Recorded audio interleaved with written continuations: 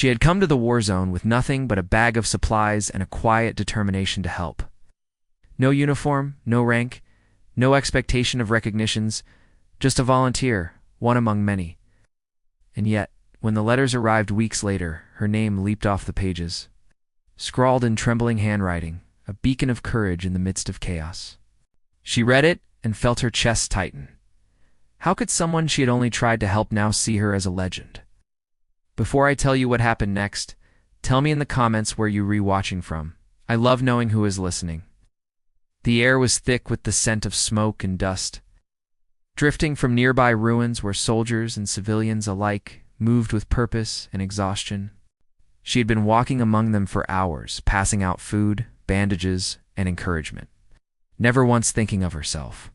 Each smile she received, each relieved sigh of those she helped, anchored her in the small victories that meant everything. Yet nothing had prepared her for the arrival of the letters.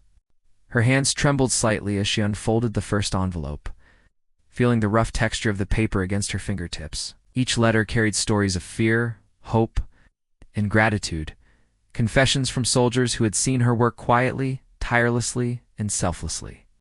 The words painted her not as a mere volunteer, but as someone who had altered lives without ever seeking acknowledgement. Her heart ached with humility and disbelief. She thought she had been invisible. She was wrong. She traced the names, the words, the gratitude, and suddenly the magnitude of her impact became clear.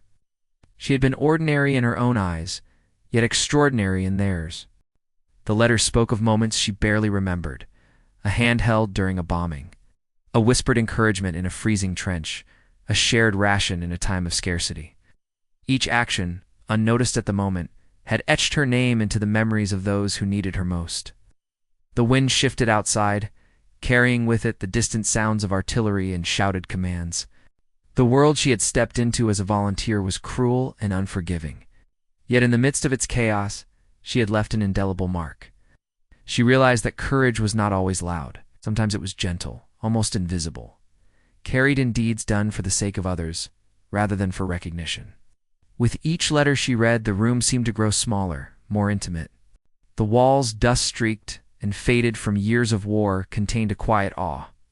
She could almost hear the murmurs of those who had written to her, their words echoing through the room like whispers across time.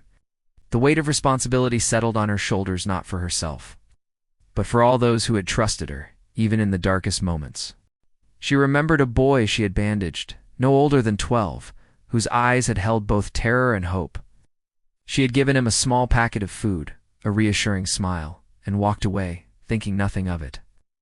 Weeks later, his mother's letter described how that simple gesture had sustained him through days of fear and hunger.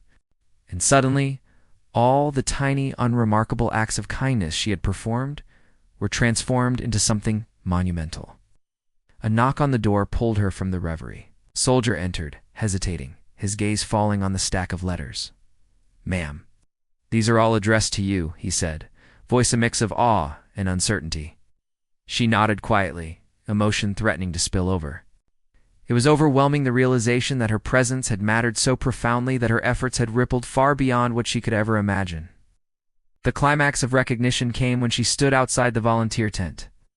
Watching soldiers exchange glances and share stories of her deeds, their admiration was quiet, unspoken yet palpable. It's like the collective heartbeat of a community finally acknowledging one of its own. She didn't seek applause, but the subtle nods, the hushed whispers, the genuine smiles, it all felt like the warm sunlight breaking through a stormy sky.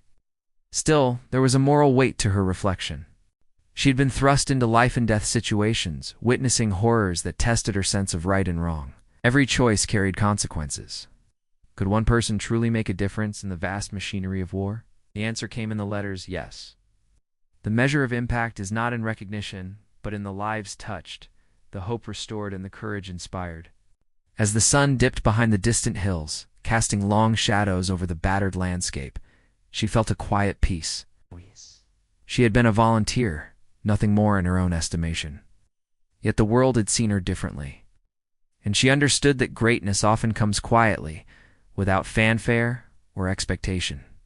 The letters were a testament to that truth-proof, that kindness and courage resonate far beyond the moments they are offered. Bold truth, true impact, isn't measured by titles or accolades. It's felt in the hearts of those whose lives you touch.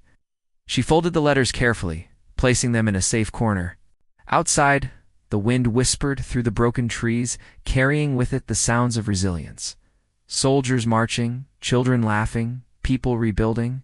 Her gaze lingered on the horizon, reflecting on the journey that had begun with simple intention and ended with something timeless.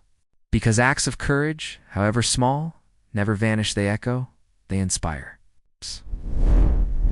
And they find their way into the hearts of others, long after the moment has passed.